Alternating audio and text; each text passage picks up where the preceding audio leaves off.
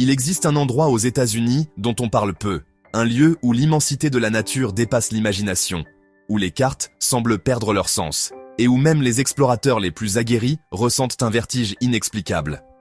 Cet endroit, c'est le Great Basin, une région oubliée qui s'étend sur le Nevada, l'Utah, la Californie et l'Oregon.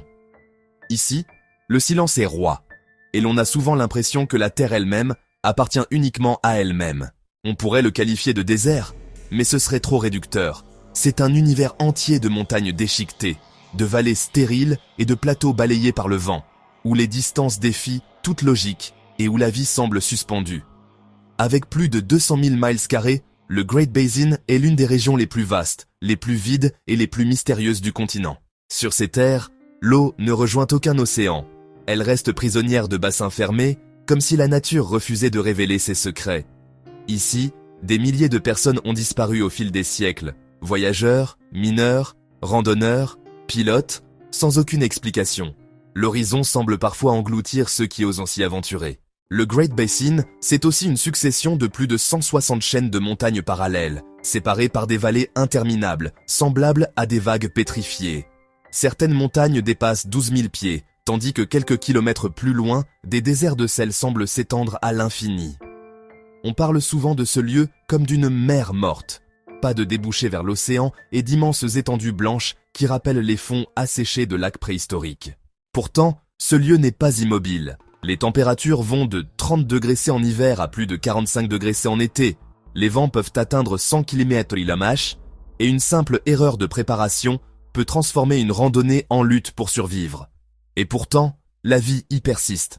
Les pins Bristol Cone, les plus vieux arbres du monde, vivent ici depuis plus de 4800 ans, témoins silencieux de l'histoire et du temps. La solitude y est palpable.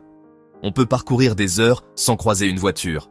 La nuit, aucun éclairage artificiel ne vient troubler l'obscurité, et la Voie lactée s'étend au-dessus de vous comme un fleuve d'argent.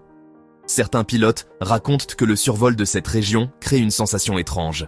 Leurs instruments semblent perdre la tête, comme si le Great Basin brouillait toutes les mesures.